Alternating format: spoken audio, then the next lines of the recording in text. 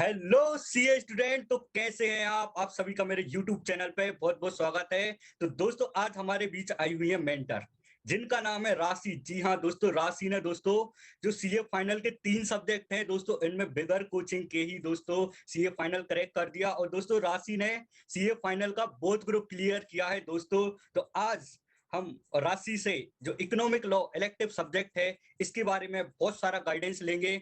और दोस्तों देखिए, मैंने इतने सारे क्वेश्चन बना के रखे हैं, पूरे इतने सारे क्वेश्चन आज हम जो स्टूडेंट के बेसिक डाउट होते हैं आज राशि से पूछेंगे। और राशि के दोस्तों सीए फाइनल में 2 एग्जाम्सन हैं। और दोस्तों राशि ने ईसीएल ओनली 1.5 दिन में ही पढ़ के एग्जाम्सन स्कोर किया था। तो दोस्तों आप सभी से रिक्वेस्ट है, वीडियो को अंत तक जरूर देखें, आपके लिए बहुत सारा गाइडेंस राशि के द्वारा मिलने वाला है। तो राशि बहुत बहुत कॉन्ग्रेचुलेशन सीए बनने के लिए। थैंक यू अर्पण। या तो राशि, मेरा सबसे पहले क्वेश्चन तो यही है कि जब सीए बने तो सीए बनने के बाद क्या फीलिंग थी, ये मैं जानना चाहता हूँ। एक्चुअली जब जिस दिन रिजल्ट आता है उस दिन अपन लोग देखते हैं लाइक कि वी आर क्लियर्ड। तो सबसे पहले तो इतनी खुशी होती है और जो वो आंसू निकलना शुरू होते हैं, तो this is so awesome, that moment is so good. और उसके बाद ऐसा भी लगता है कि लाइक अब अपन को पढ़ना नहीं पड़ेगा, just we are free from studies. Like जो या पेपर क्लियर करना पड़ता है तो वो स्टडीज अब नहीं पढ़नी है। और जो दूसरों वाह दूसरों के मन में जो अपन के लिए रिस्पेक्ट रहती है, दैट इज सो वंडरफुल। मतलब इतनी वाह अमेजिंग लगता है ना, लाइक दूसरे जब रिस्पेक्ट करते हैं अपन के लिए, तो दैट इज सो वाह गुड। वाह वाह, ग्रेट ग्रेट राशि। तो राशि, मेरा एक सबसे पहले तो एक ईसीएल से रिलेटेड एक ये डाउट था कि बहुत सारे स्टूडेंट ऐसे होते हैं जो सिर्फ ग्रुप वन ही देते हैं। तो उनके लिए क्या एडवाइस करोगे कि अगर ग्रुप वन तो दे रहे हैं तो ग्रुप टू में बैठना चाहिए कि नहीं, इलेक्टिव का एक्सपीरियंस उनके लिए लेना चाहिए कि नहीं, तो इसमें क्या एडवाइस रहेगी। हाँ, मैं ये सबको यही एडवाइस करूंगी, लाइक आप अगर अपियर कर रहे हैं तो आप बोथ ग्रुप के लिए अपियर करिए। इवन आपके स्टडीज अगर बोथ ग्रुप की हुई भी नहीं है, लाइक आपने फर्स्ट ग्रुप बहुत अच्छे से प्रिपेयर किया है, then also you can give appear for the second group. Like we are having elective exam, तो इलेक्टिव इज सो स्कोरिंग, इतना स्कोरिंग है कि अगर आपको इलेक्टिव में 70 प्लस आ गए, और बाकी जो एग्जाम्स है लाइक कॉस्ट हो गया, डीटी आईडीटी हो गया, इसमें अगर आपने एवरेज स्टडीज करी है लाइक 40-45 प्लस भी अगर आपको आ रहे हैं, एंड इलेक्टिव में 70 to 75 आ रहे हैं, then your group can easily be cracked out.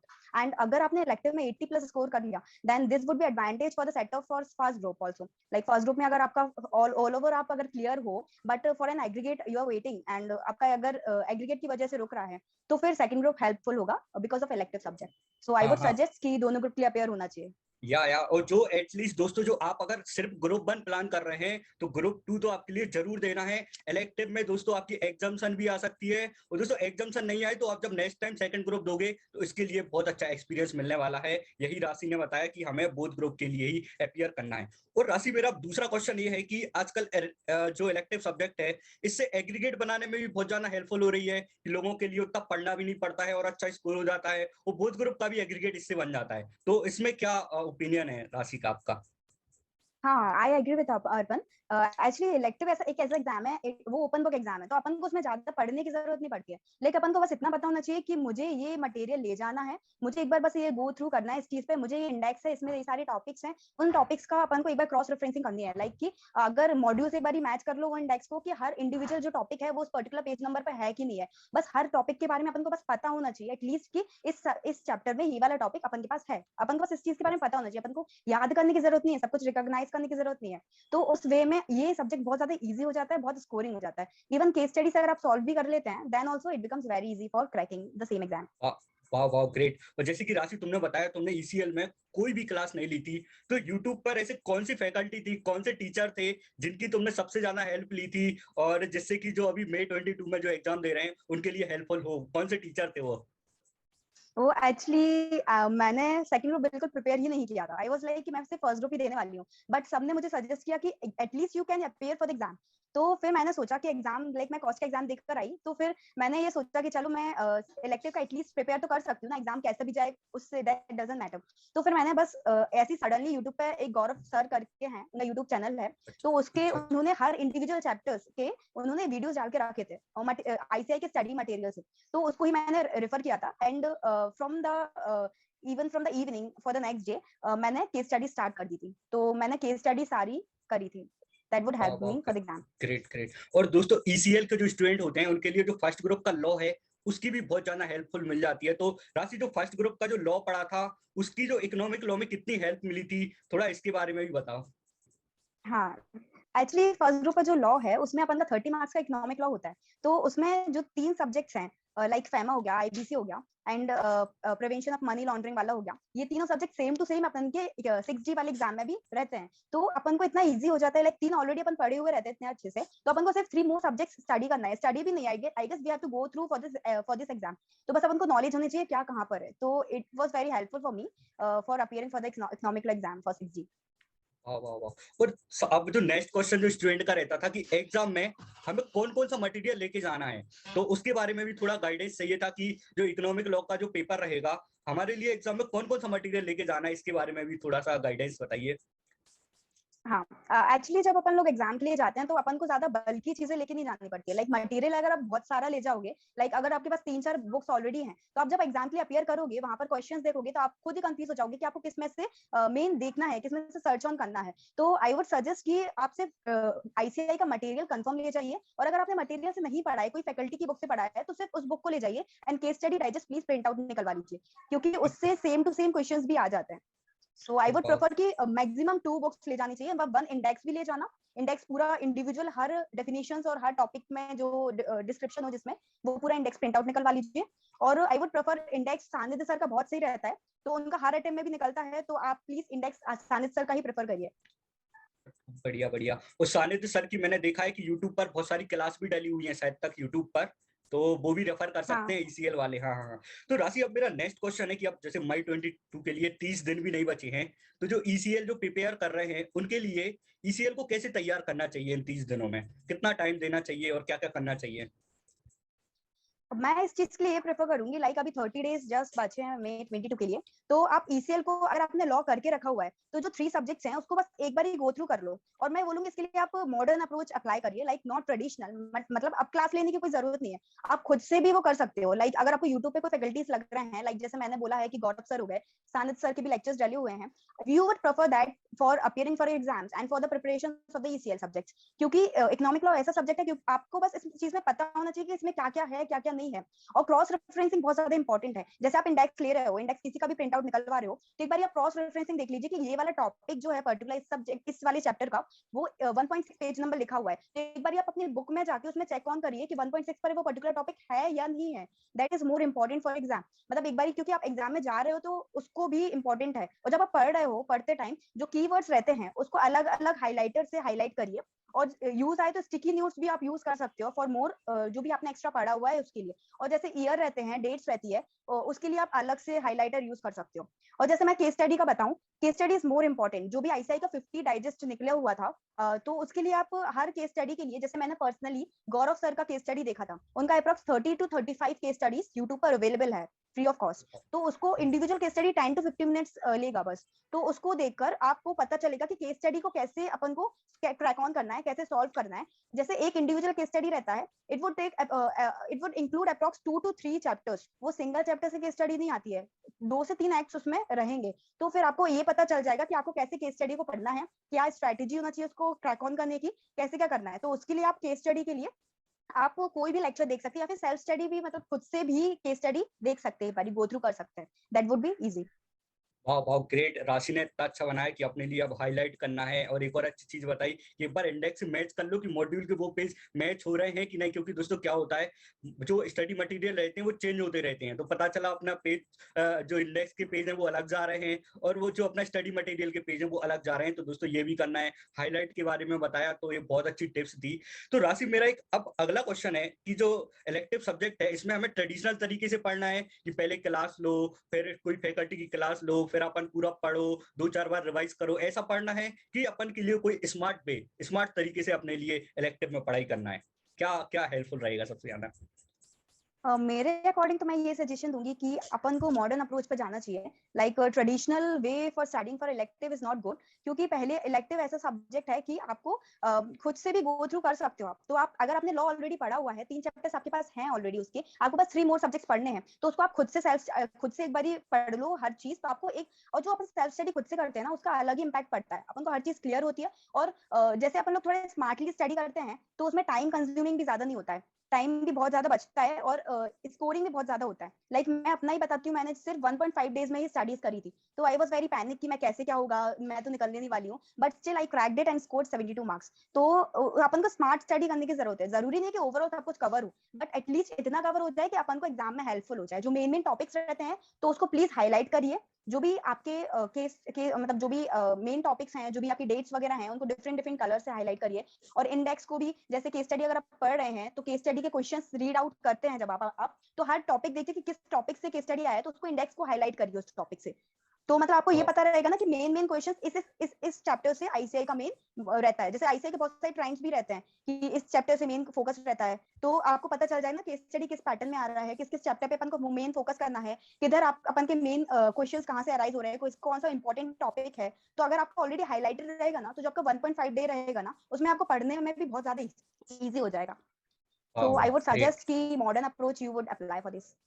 वाह वाह, ये यही यही मेरा एडवाइस रहता है कि आपके ये इलेक्टिव सब्जेक्ट में, चाहे कोई सा भी आपका इलेक्टिव हो, आपके लिए हमेशा मॉडर्न तरीके से ही पढ़ना है। तो राशि, एक और जो डाउट है, जैसे कि तुमने बताया कि मतलब केस स्टडी से डायरेक्ट जो केस स्टडी उठ के आ गई थी, पर तुमने कैसे आइडेंटिफाई कैसे किया था कि ये केस स्टडी ऑलरेडी पढ़ी है? तुमने पहले से पढ़ के गई थी या फिर कुछ मार्किंग वगैरह की थी? तो ये कैसे आइडेंटिफाई किया था? एक्चुअली मैंने case studies approx 30 case studies में देखकर गई थी पहले एग्जाम के पहले ही।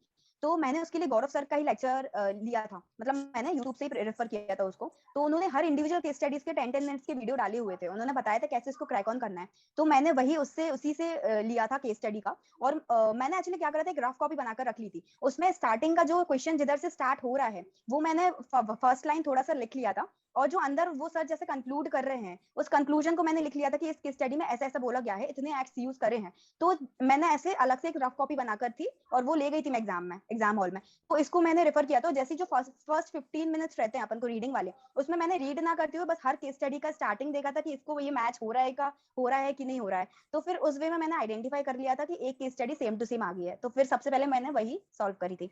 तो वो बहुत ईजी हो गया था मेरे लिए। वाह वाह ग्रेट यार दोस्तों, ये क्योंकि बहुत ज्यादा इंपॉर्टेंट होता है। कभी डायरेक्ट उठ के आ जाती केस स्टडी और अपन को पता भी तो होना चाहिए कि ये अपन ने ऑलरेडी पढ़ी है। तो ये राशि ने बहुत अच्छा तरीका बताया कि अपने लिए कैसे आइडेंटिफाई करना है। तो राशि, अब मेरा जो नेक्स्ट क्वेश्चन है कि तुमने एक क्वेश्चन पेपर जो प्रैक्टिस भी किया था, कि मतलब एक टेस्ट सीरीज भी लिख के देखी थी, कुछ पहले से तैयारी की थी कि कैसे अपने लिए पेपर लिखना है, इसकी भी कुछ प्रैक्टिस की थी क्या? हाँ, मैंने एक्चुअली प्रिपेयर किया था, बस एग्जाम में कैसे प्रेजेंट करना है पेपर को। तो मैंने एक टेस्ट सीरीज अप्लाई करी, मॉक टेस्ट पेपर जो आते हैं उसके लिए मैंने एक सॉल्व करके देखा था कि कैसे अपन को मैंने पूरा सॉल्व करके नहीं देखा था, कुछ क्वेश्चन सॉल्व करके देखे थे कि अपन को कैसे आइडेंटिफाई करना है, कैसे बुक्स से चेक ऑन करना है कि किस चैप्टर से कौन से एक्ट से अपन को पूछा है, कैसे मिक्सअप क्वेश्चन आते हैं वो समझ में आ जाए। उसके लिए मैंने 2-3 क्वेश्चन राइट मतलब लिख के देखे थे, बाकी मैंने गो थ्रू कर लिया था कैसे आंसर प्रेजेंट कर रहे हैं।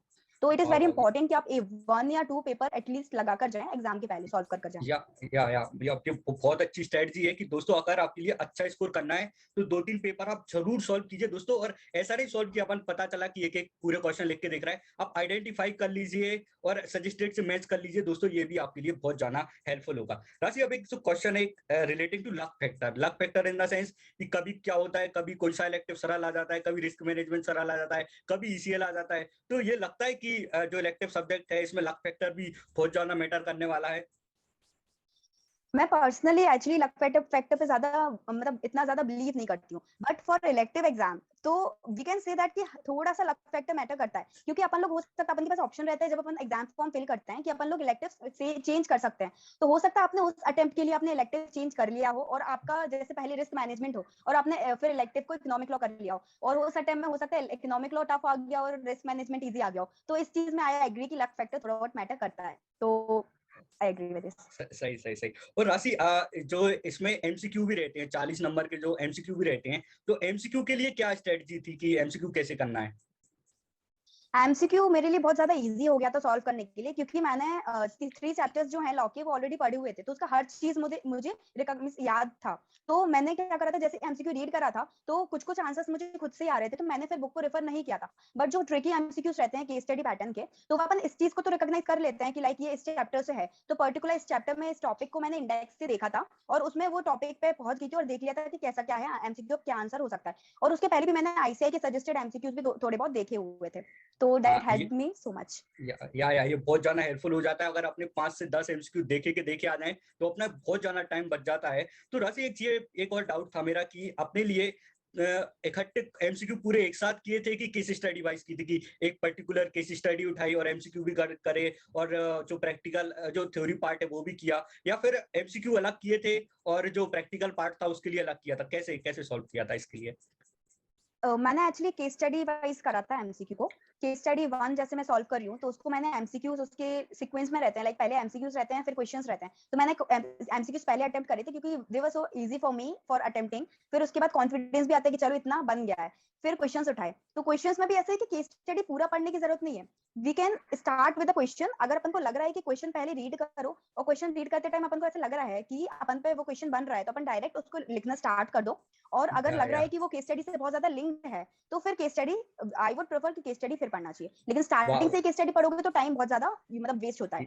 या इससे अपना बहुत ज्यादा टाइम भी बच जाता है कि अगर अपन एक टाइम पे एमसीक्यू करो और एक टाइम पे अपन लिखने वाला पोर्शन करो तो इससे अपना बहुत ज्यादा टाइम भी बच जाता है। तो एक बहुत अच्छी स्ट्रेटजी थी। तो ये नेक्स्ट डाउट मेरा यही था राशि कि 4 घंटे का पेपर होता है पर इलेक्टिव में सभी स्टूडेंट के साथ दिक्कत आती है टाइम मैनेजमेंट की, क्योंकि केस स्टडी इतनी बड़ी होती है उसको पढ़ना समझना बहुत ज्यादा टाइम लग जाता था। तो क्या क्या स्ट्रेटजी रहती थी कि पूरी केस स्टडी पढ़ती थी कि डायरेक्ट क्वेश्चन ही पढ़ती थी, डायरेक्ट क्वेश्चन देखा और आंसर पे जंप किया? क्या स्ट्रेटजी होती थी?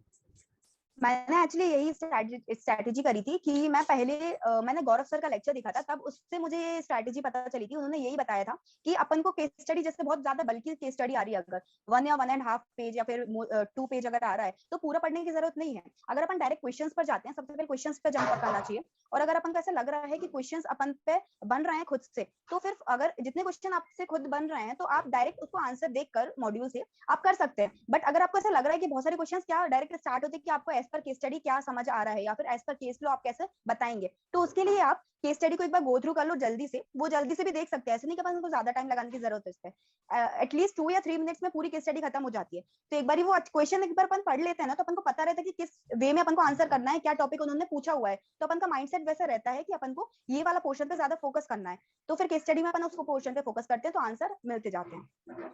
वाह वाह वाह, तो ग्रेट मेरा मतलब ग्रेट। 4 आवर्स मैनेज हो गए थे, मेरे 4 आवर्स मैनेज हो गए थे। मैंने केस स्टडी सारी सॉल्व करी थी, मैंने पूरा 100% का अटेम्प्ट करा था एग्जाम में अच्छा अच्छा, इसी 100%। स्ट्रैटेजी के साथ। कुछ टाइम बचा भी रहा था क्या? कुछ टाइम हाँ, मतलब एटलीस्ट 10 मिनट मेरे बचे थे, अरे तो सब वाह, लोग शॉक ग्रेट थे कि आपके ग्रेट। 10 मिनट कैसे बच गए और सारा सॉल्व कर लिया आपने। या दोस्तों, ये इलेक्टिव पे बहुत ज्यादा इंपॉर्टेंट होता है टाइम मैनेजमेंट। अगर आप पहली बार इलेक्टिव दोगे तो टाइम का पता ही नहीं चलता है, भले ही 4 घंटे होते हैं पर टाइम का पता ही नहीं चलेगा। तो टाइम मैनेजमेंट राशि ने बताया कि 10 मिनट बच गए थे, तो आप इलेक्टिव में सबसे ज्यादा वर्क कीजिए अपने टाइम मैनेजमेंट पे। तो राशि, अब मैं एक क्वेश्चन पूछना चाह रहा हूँ कि कोई अदर टिप्स जो रहेगा यो जो अभी जो मई 22 में जो एग्जाम देने वाले हैं, ईसीएल के लिए प्रिपेयर कर रहे हैं, क्या क्या करना चाहिए उनके लिए जो मैंने पूछना रह गया हो, तो क्या टिप्स दोगे? मैं यही बोलूंगी कि मतलब एकदम से इतना पैनिक नहीं होना है कि मतलब कभी अगर एग्जाम जो है वो टफ भी आ जाएगा इकोनॉमिक लॉ का। आई वुड सजेस्ट कि economic law is a nice subject for the elective, but still अगर वो टफ आ जाए तो इतना पैनिक नहीं होना है। अपन को केस स्टडी, अगर आपको लग रहा है कि क्वेश्चंस नहीं मैच हो रहा है, अपन को नहीं आ रहे क्वेश्चन, वो सारे केस स्टडी से लिंक्ड हैं, तो टाइम से मतलब मैक्सिमम 5 मिनट से ज्यादा केस स्टडी पर नहीं देना है रीडिंग में। तो आप अगर 5 मिनट पूरी केस स्टडी पढ़ रहे हैं क्वेश्चंस के साथ तो आपका अच्छे से आपको बन जाएगा। बट अगर कभी कभी एमसीक्यूज भी टफ आ जाते हैं, लाइक ये दिसंबर अटेम्प्ट में शायद इकोनॉमिक लॉ का एमसीक्यूज वगैरह थोड़े टफ आए थे, तो उसके लिए भी आपको इतना ज्यादा टेंशन लेने की जरूरत नहीं है। आप लोग एक बारी जो जो चीज आपको पूछी है वो आपके पास इंडेक्स है, आप उसको एक बारी क्रॉस चेक करो, क्रॉस रेफरेंसिंग करो, आपको वो आंसर्स मिलेंगे। बस उस टाइम पे पैनिक होने की जरूरत नहीं है। और ज्यादा इंडेक्स अपन को जो मटेरियल ले जाना है वो भी मैंने आपको बता दिया कि बहुत ज्यादा एक्सेस में ले जाने की जरूरत नहीं है। आपको आपने जो मटेरियल रेफर करे हुए थे स्टडीज के टाइम पे, सेल्फ स्टडी के टाइम पे, आप लोग सिर्फ वही मटेरियल लेकर जाइए। एक्स्ट्रा से अगर कोई बोले कि ये ले जाओ वो ले जाओ, तो आई वुड नॉट प्रेफर कि आपको इतना सारा बल्कि चीज ले जाने की जरूरत है। बट केस स्टडीज आप प्लीज केस स्टडी डाइजेस्ट जो है उसका प्रिंट आउट निकलवा लीजिए, जो केस लॉ से एक बार गो थ्रू कर लीजिए उसको। और आई वुड प्रेफर कि आईसीआई के मटेरियल से ज्यादा अच्छा कुछ और होता नहीं है, तो आईसीआई के मटेरियल से ही पढ़िए। I would refer this. और कभी कभी एक चीज और बोलना चाहती हूँ मैं कि कभी कभी क्या होता है कि क्वेश्चन जैसे केस स्टडी से पूरे डिक्टो क्वेश्चन आ जाते हैं, डायरेक्ट क्वेश्चन, लेकिन इस बार उन्होंने ऐसा पैटर्न अपनाया था लाइक दिसंबर 21 में कि एक केस स्टडी था, उसका क्वेश्चन उस क्वेश्चन मतलब कि दूसरे केस स्टडी से क्वेश्चन दे दिया था, तो बच्चों लोग को मतलब जिसने ऑलरेडी पढ़ा हुआ है वो जो पैटर्न जो था वो पढ़ा हुआ है तो उस पे तो बन गया था, बट जो नहीं पढ़े हुए थे वो कंफ्यूज हो गए कि इस केस स्टडी में दूसरा क्वेश्चन पूछ लिया है, तो उनको वो आंसर मिल गया था। बट एटलीस्ट आप ऐसे भी क्रॉस रेफरेंसिंग कर सकते हैं कि एक सारी केस स्टडी का मतलब क्वेश्चन एक बार देख लीजिए कि कैसे कैसे क्वेश्चन हैं, और दूसरी कोई केस स्टडी से भी वो क्वेश्चन उठा के पूछ सकते हैं। तो आप जब पढ़ें तब इस चीज का ज्यादा ध्यान रख लीजिए। वाह वाह, ग्रेट ग्रेट। राशि ने इतनी अच्छी एडवाइस दी कि यार अपने लिए पैनिक नहीं होना। ये तो दोस्तों ये बिल्कुल ध्यान में रखना है कि चाहे कोई सा भी पेपर हो, अगर आपके लिए कठिन लग रहा है और आपने अच्छे से तैयारी की है तो दोस्तों वो पेपर सबके लिए टफ होगा। तो जो कठिन पेपर से अपने लिए डरना नहीं है और पेशेंस रखना है और अपने लिए जितना पेपर हो उतना अटेम्प्ट करना है। ये राशि बहुत ज्यादा हेल्पफुल रहता है कि नहीं, जो कठिन पेपर, क्योंकि एक ना एक पेपर तो कठिन आ ही जाता है, होता आते है ही ना है, ये। दोनों ही ग्रुप में एक एक एग्जाम आती है टफ। हाँ, तो वो जो टफ पेपर है उसके लिए भी अपने लिए बहुत अच्छे से प्रिपरेशन करनी है। तो राशि यार, थैंक यू, बहुत अच्छा गाइडेंस दिया। आई थिंक ये जो वीडियो देखने के बाद जो ईसीएल के जो स्टूडेंट हैं उनके लिए बहुत ज्यादा हेल्प मिलने वाली है। थैंक यू सो मच राशि। और दोस्तों आपके जो भी कमेंट हैं, जो भी डाउट हैं, आप कमेंट बॉक्स में जरूर करें, हम रिप्लाई जरूर देंगे। राशि को भी टाइम मिला तो राशि भी रिप्लाई जरूर देगी। तो एक बार जो हमारे मेंटर हैं, और दोस्तों एक चीज बताना मैं भूल गया कि राशि का जो ईसीएल में स्कोर था दोस्तों 72 मार्क्स था। तो हमारे जो मेंटर ने इतना अच्छा हमें गाइडेंस दिया। Thank you mentor, thank you Rashi, thank you Rashi. Thank you Arpan, thank you Arpan, इतनी अच्छी अपॉर्चुनिटी दी मुझे, थैंक यू सो मच। वाह वाह, great great. Bye. Have a nice हाँ टॉक।